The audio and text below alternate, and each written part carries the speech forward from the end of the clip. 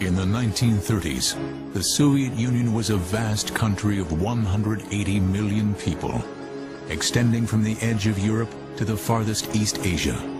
Its land borders ran for more than 12,000 miles, but its defense was primitive. As the country tried to catch up, it industrialized as quickly as it could. To make up for its lack of resources, its armed forces simply copied military technology from the West.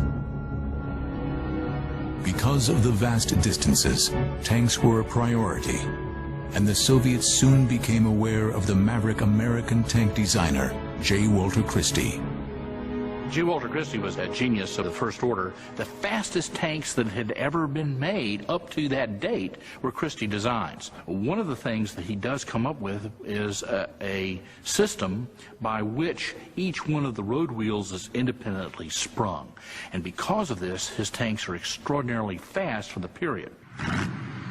The Russians acquired some of Christie's tank designs. The U.S. military, however, ultimately rejected Christie's work.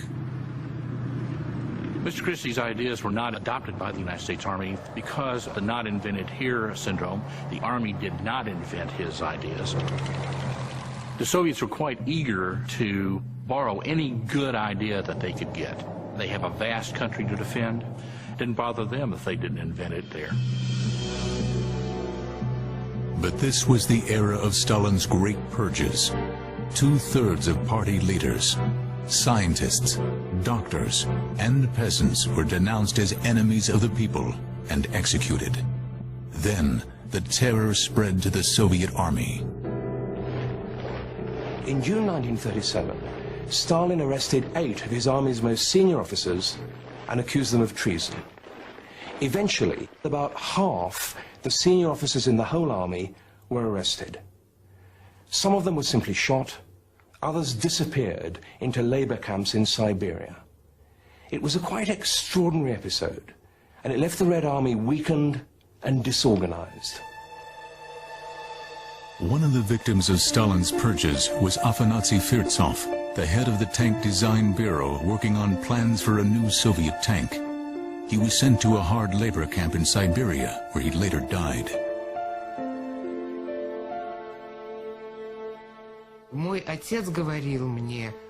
My father used to say to me that they owed a lot to Firtsov, because they were just young boys, fresh from university.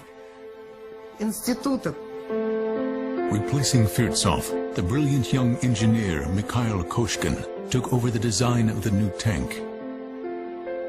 Mikhail Koshkin, according to the memories of those who knew him well, was a very passionate man. He fell in love with the tank immediately. He fell in love with the idea. Koshkin incorporated the best of different elements of foreign tank design. In 1939, he took the plans for the new tank to Moscow. He took the blueprints, the drawings, and the models to Moscow, to the session of the Supreme Military Council. Stalin spoke and said, "I would like to go back to the idea of the new tank. I think Koshkin and the designers should be given a chance.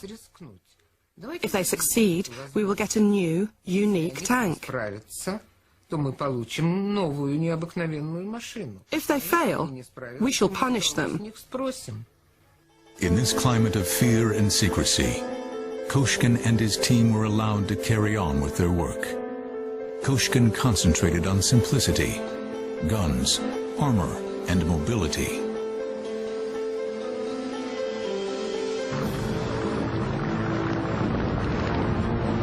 In the spring of 1940, Hitler launched his blitzkrieg attack on France, Belgium, and Holland. His lightning victory in the West proved to everyone the primacy of the tank in modern war, by leading a fast, moving attack and in destabilizing the enemy.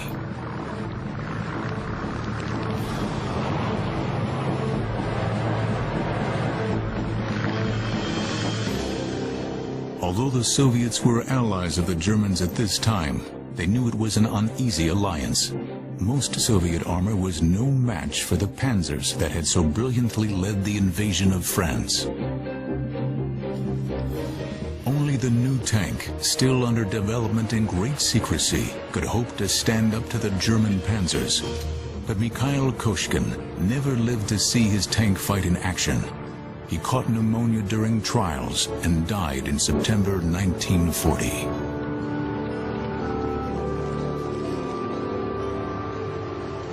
But his tank, now officially numbered the T34, was almost complete.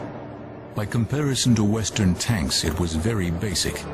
Russia was not a mechanized country, and the peasants and factory workers who crewed the T-34 did not expect luxuries.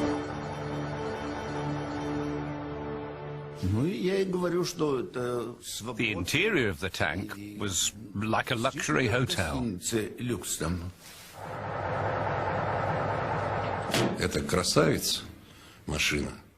It was a beautiful vehicle, a joy to look at.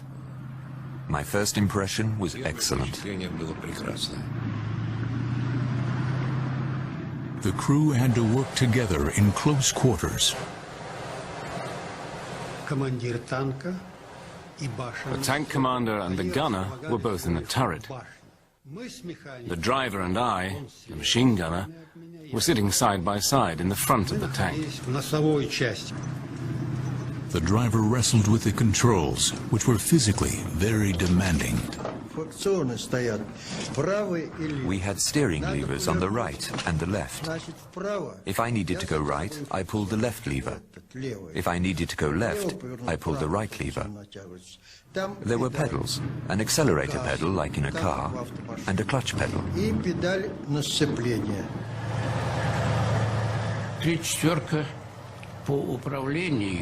The T-34 was heavy going. There were no automatic controls in those days. But once you got to know it, you learned to change gears. You felt the engine working, and you got to change gears smoothly.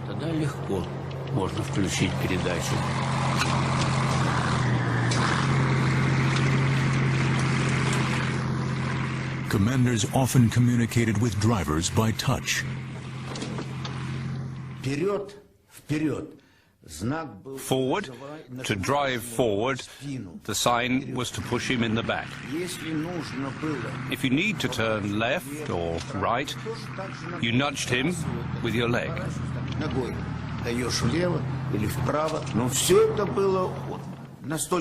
Even if you touched him very lightly, he knew exactly what to do. Stop, forwards, right, left. But the key to the T-34's success would prove to be its armor, nearly 2 inches thick and sloping, and its main gun. The first models fired a powerful 76 millimeter. Later tanks were equipped with an even more deadly 85 millimeter weapon. The T-34 has some really good strong points, one of which is the gun. The armor was superb. The armor, this vehicle was the first vehicle ever to have sloped armor, which is miles ahead of flat-faced armor. The other thing about it was it had a diesel engine, which did not burn if the vehicle got hit like a Sherman. A Sherman would burn. The T-34 did not burn as easily. It has wide track. It allowed the vehicle to have good mobility in ice, snow, and mud. In the spring of 1941, Hitler began to amass his armies along the 450-mile border with the Soviet Union. Stalin ignored all warnings, convinced that Hitler would not invade. But by midsummer, Hitler had assembled the biggest invasion force in history. How could the Red Army, fatally weakened by Stalin's purges, resist such a force? June 22nd, 1941.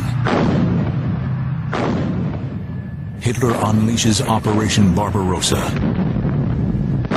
7,000 field guns, 3 million German troops supported by 1 million other Axis soldiers. 3,350 tanks launch a vast offensive against the Soviet Union. The Red Army stood no chance. Their most numerous tanks, the T-26 and T-28, were poorly armored and undergunned, and proved no match for the battle-hardened panzers.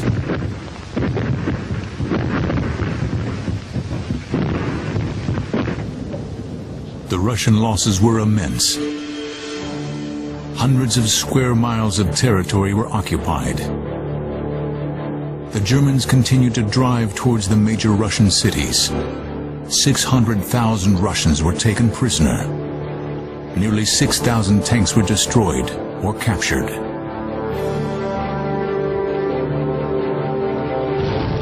Hitler spoke of his crusade against communism.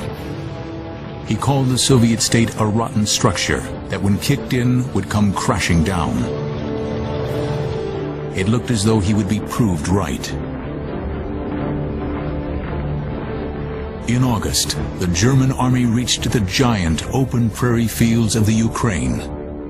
Now it seemed unstoppable.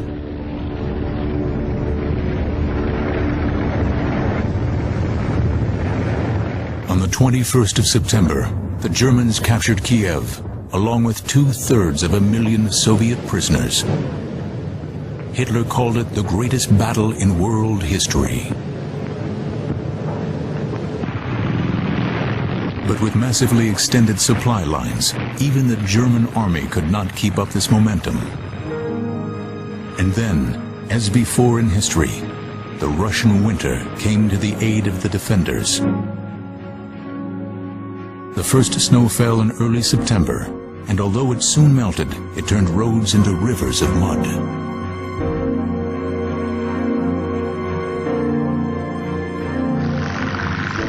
Hitler's advanced troops were only a few miles from Moscow when the freezing winter blizzard set in.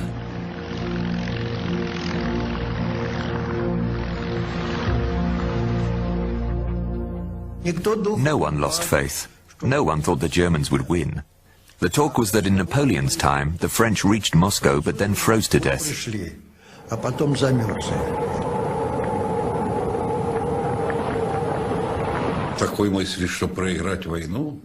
I certainly never imagined that we would lose the war.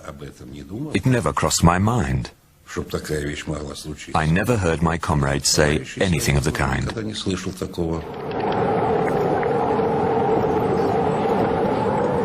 Despite the bitter cold, the Germans were certain that the Red Army was on the brink of total collapse.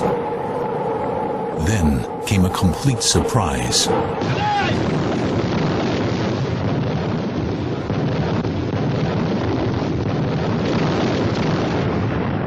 On the 5th of December, Stalin launched a powerful counterattack. Fresh troops from Asia, well equipped for winter fighting, threw the Germans into retreat.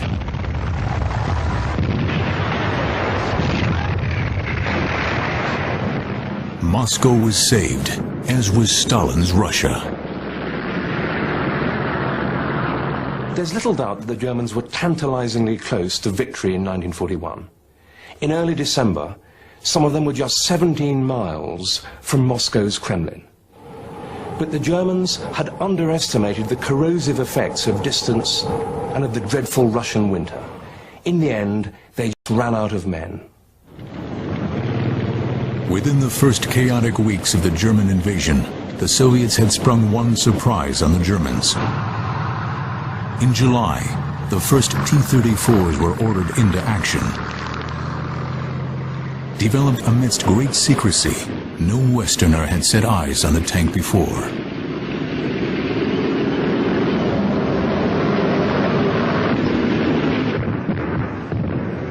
The German soldiers watched in astonishment as their shells bounced off the front armor of the Soviet tank. Wherever a T-34 appeared, it succeeded in holding up the advance.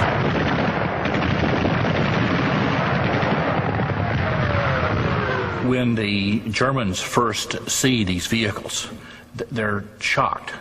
They can't believe that these subhumans, the Untermenschen, can have such a vehicle. It was actually superior to anything they had at that time.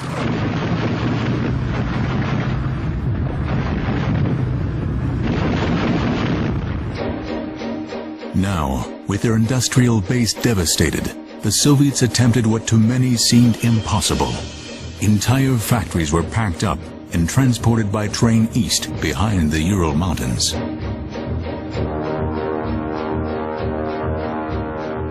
A new tank factory was built near the town of Nizhny Tagil in Siberia.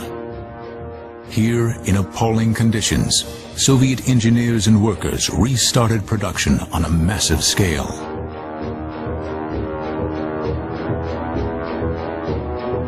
Several tank men were drafted in to work temporarily in the factory.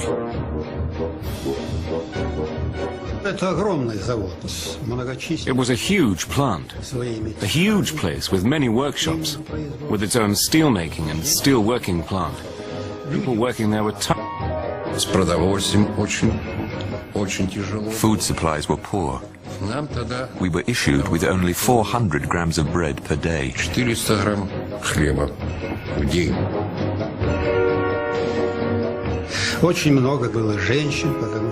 There were a lot of women workers there, because most of the men had been conscripted, and they did a lot of the heavy work.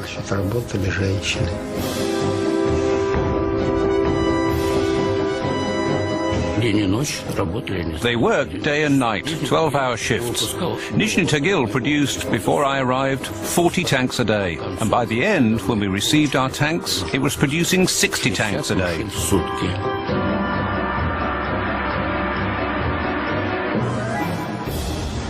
Despite winter temperatures that reached minus 30 degrees and a thick snow blanket for 5 months of the year, this town would eventually become the center of a huge complex of tank production, known outside Russia simply as Tankograd.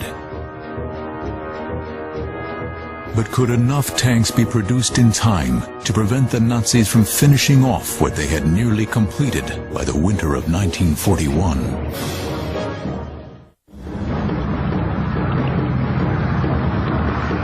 The war on the Eastern Front was a tank war.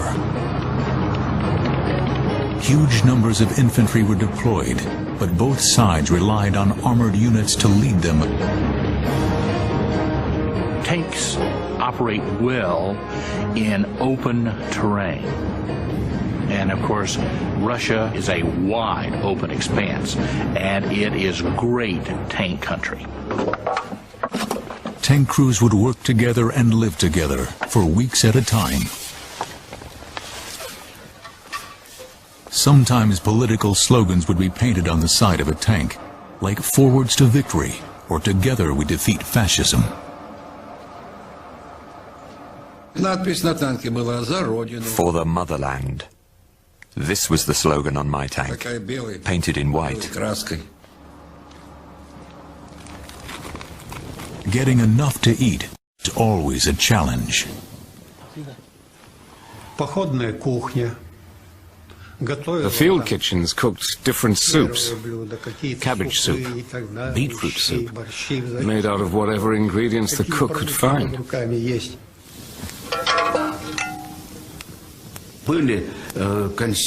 We had canned meat.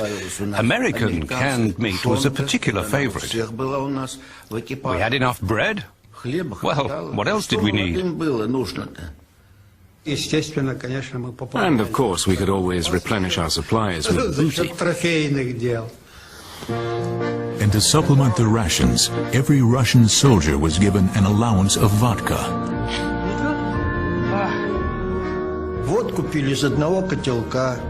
We drank vodka from the same flask.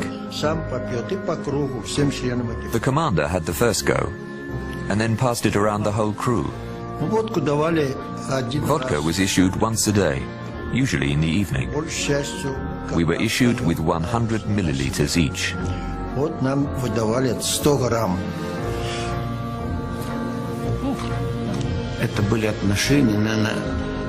We were closer than brothers to each other, like one big family. There was real warmth and closeness. We worried about each other, as we did for ourselves.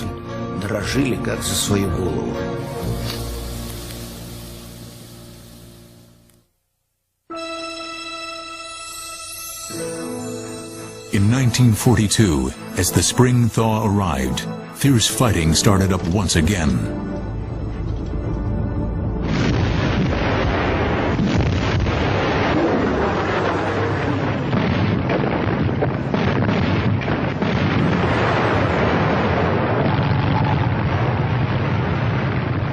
And in late summer, forward German troops advanced right to the banks of the Volga River and reached the city of Stalingrad. Here, one of the great battles of history unfolded.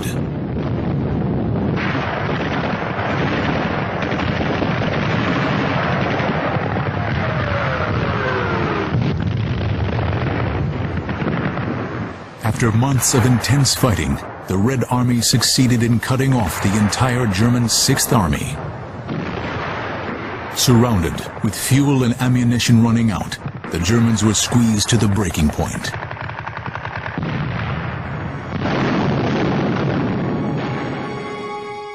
On the 31st of January 1943, what was left of the 6th Army surrendered. 91,000 men, including 22 German generals and their commander, Field Marshal von Paulus, went into captivity. I think that Stalingrad really was one of history's decisive battles. Although the Germans remained formidable, the battle's impact was terrific. A whole army had disappeared from the German order of battle. Her allies were dispirited and her opponents encouraged. Stalingrad ended the myth of German invincibility. In 1943, the huge numbers of T-34s coming into service would begin to have a major impact on the course of the war. In July, the Battle of Kursk turned into the biggest tank battle of the war. 3 German armies prepared to assault a Russian line some 100 miles wide. During the Battle of Kursk, the Russians know that the Germans are going to attack them. And because they know they're going to be attacked, they adopt an offensive posture. And they, in fact, lure the Germans into fire cauldrons where they actually decimate the Germans in these ambushes, large ambushes. The German panzer crews fought bravely, but were overwhelmed by Soviet firepower.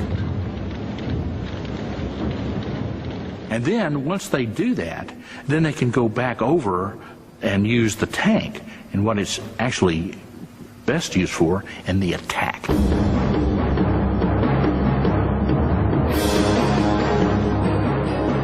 The Soviets had 6 tank brigades in reserve, which were now hurled into the battle. From now on, the momentum on the Eastern Front would remain with the Red Army.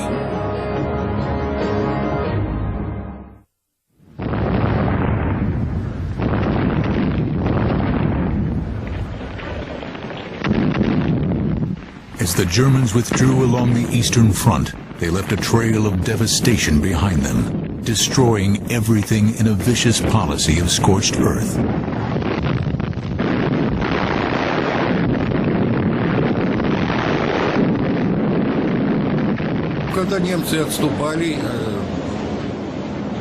When the Germans were retreating, they destroyed a lot. They usually blew up railways. They destroyed the factories and plants that produced for war.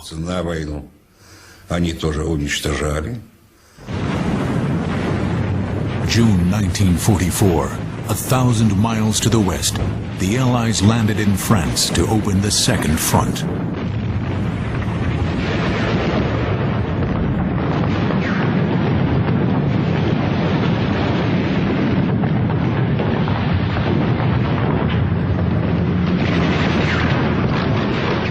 As As the Allies fought their way out of the Normandy beachheads, Soviet Army Group Center launched another huge offensive on the Eastern Front.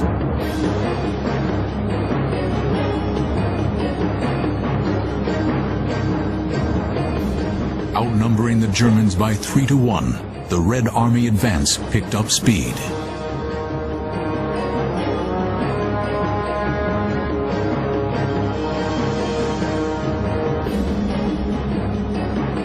Across the Eastern Front, Russian tank crews faced dangers almost daily.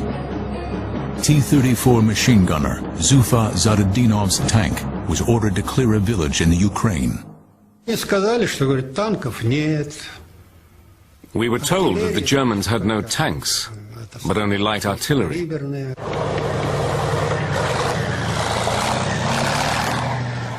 the information turned out to be wrong, and we were ambushed. There were Tiger tanks.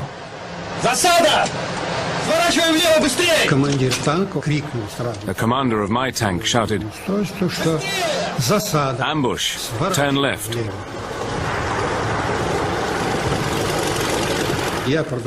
I continued firing my machine gun because ahead of me were German infantry.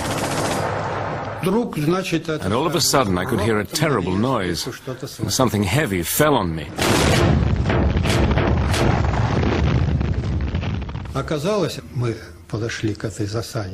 It turned out that we'd been ambushed by a Tiger tank, and their shell hit us head on and came in and ricocheted around the turret.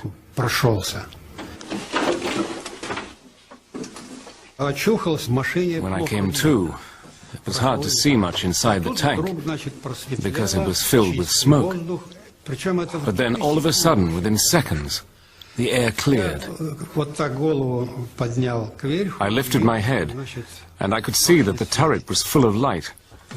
And I looked down, and I saw the commander and the gunner lying on the floor. Руки. Руки. Мои руки. The commander groaned, "My arms, my arms." And then I saw that both his arms were injured. I asked the driver, Nikolai, what happened, but he didn't answer. I shook him by his shoulders and saw that he was unconscious. So I tried to start the tank, the engine. I pressed the ignition switch, and it started working. That cheered me up a lot. Then I pushed the levers into the first gear and felt that the tracks were intact.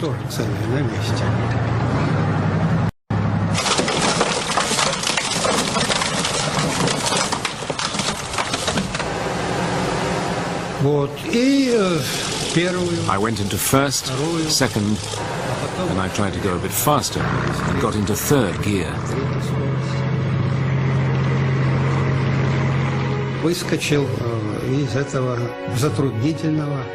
This is how I escaped.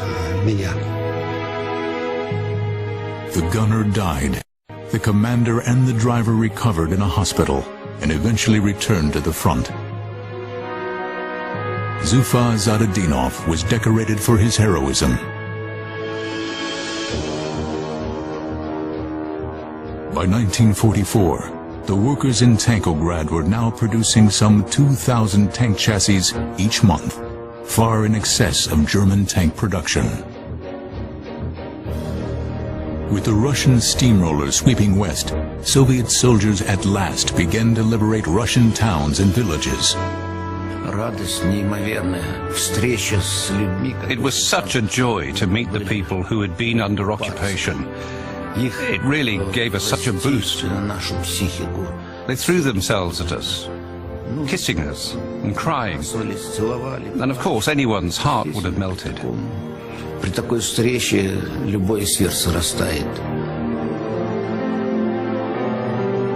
In the summer of 1944, the Red Army advance reached Eastern Europe, and in September, the 6th Tank Army, led by T-34s, captured the Romanian capital, Bucharest. Here, the Russians were welcomed as heroes.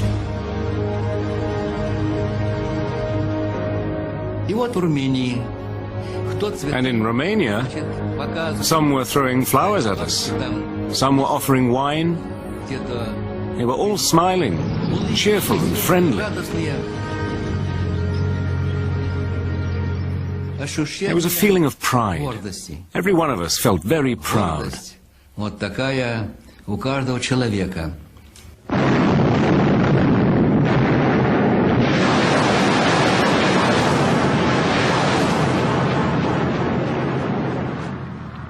January 1945, the next Soviet offensive, this time across Poland.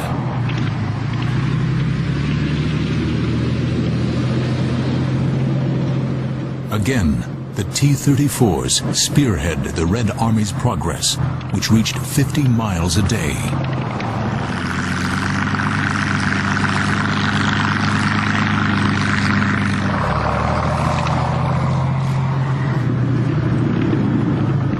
After 6 weeks, the Red Army arrived at the border with Germany and waited. In the early spring of 1945, the Red Army prepared for its final assault on Hitler's capital, Berlin. 2 complete Soviet army groups assembled in readiness along a 100-mile front, led by Marshal Zhukov and Marshal Konev, competing to win the glory of capturing Berlin. Meanwhile, General Eisenhower, whose Allied armies had now crossed the Rhine and were advancing eastward across Germany, decided to leave Berlin to the Russians. Eisenhower had good reason to leave Berlin to the Russians. Firstly, in February 1945, the Allies had met at Yalta and agreed on the post-war division of Germany. The eastern part, with Berlin in it, was going to be occupied by the Russians. So it made no sense to waste British and American lives to capture something which would have to be given up after the war. Secondly, whatever the politics, Eisenhower knew very well that Berlin would be a tough nut to crack.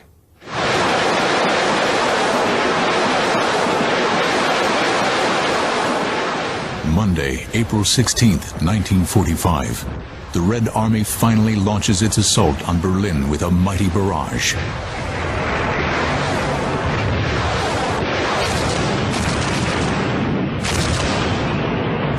Storming a high ridge known as the Salof Heights on the far bank of the River Oder was the first objective.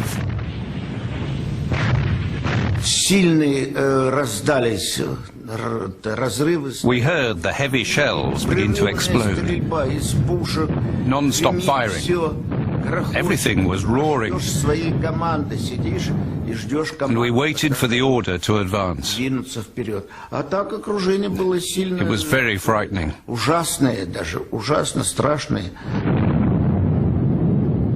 This difficult military operation held up Zhukov's army group for 3 days.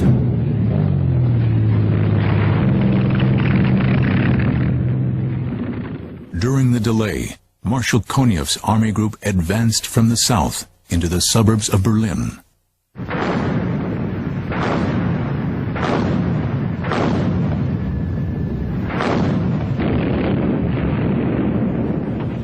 Fearful of the revenge the Soviets would unleash on Germany for the atrocities they had committed in Russia, the Germans fought with fanatical determination. To the very last moment, they were fighting bitterly.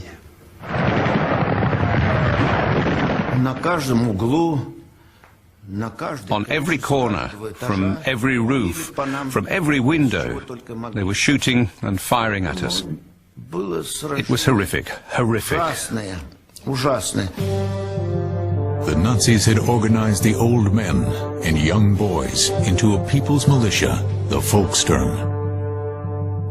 They were armed with 2 powerful anti-tank weapons, the handheld Panzerfaust and the Panzerschreck. Once you get a tank inside a city, it suddenly loses all the advantages it has on open terrain. It's channeled down very narrow avenues of approach.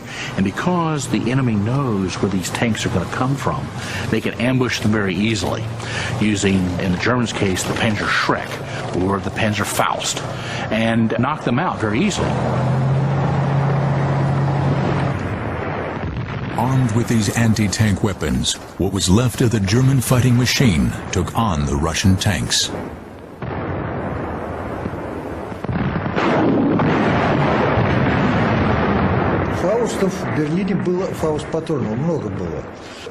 There were a lot of Panzerfausts in Berlin. They were lying in every basement. Mostly the operators were old men or boys.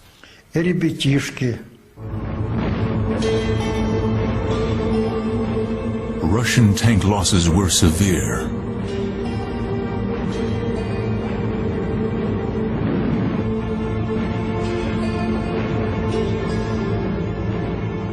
Overall, the Russians lost 400,000 men in the battle for Berlin.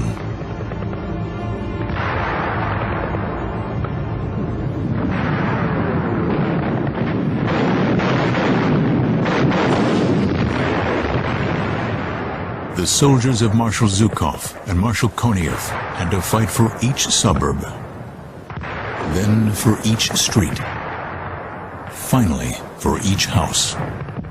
Parts of the city were reduced to rubble.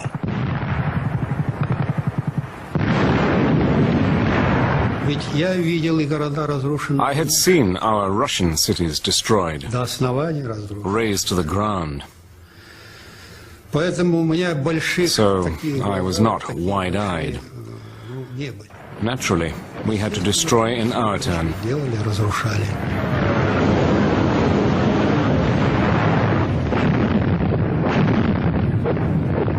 With the Germans still fighting fiercely, it was Marshal Zhukov's men who finally reached the heart of Berlin, only a few hundred yards from Hitler's underground headquarters.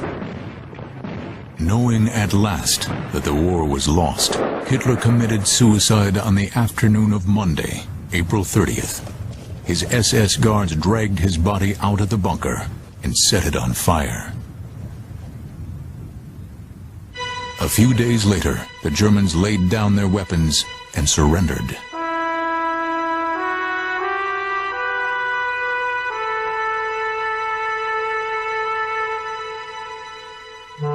Most Germans wanted to surrender to the Americans or British, fearful of reprisals from the Russians.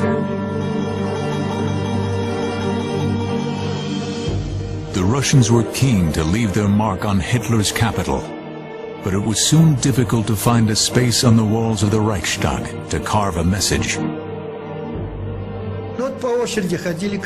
We took turns to go to the Reichstag, and then we had to climb on each other's shoulders to be able to leave our message.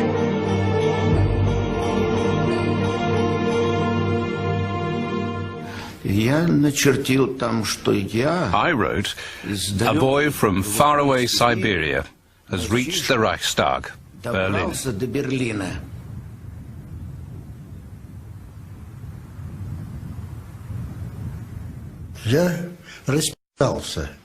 I wrote just my name, Sergeyev.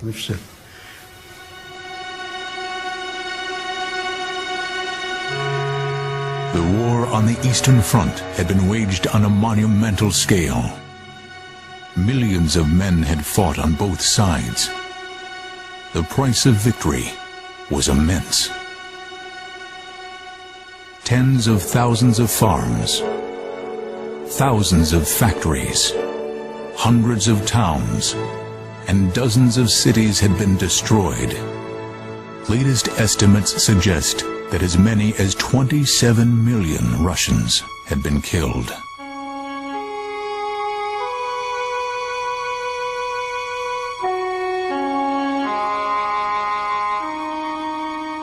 The Soviet state had nearly caved in under the onslaught, as Hitler had predicted. But the line held. Just.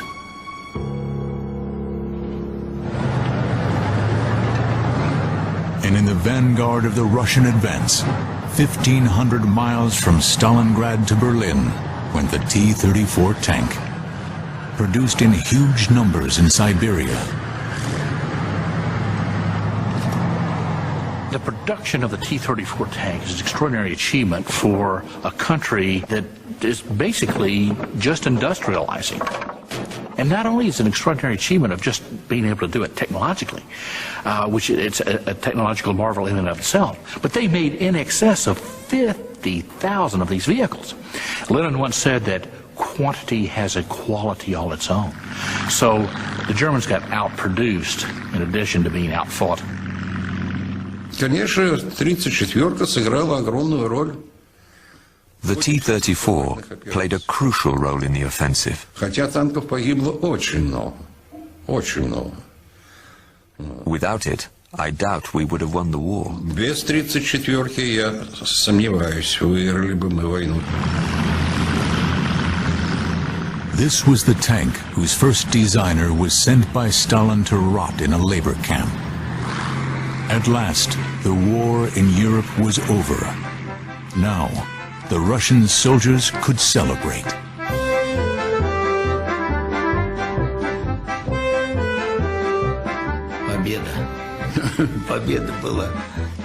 Victory? Victory. I can't describe the feelings I felt at that time. We were the victors then.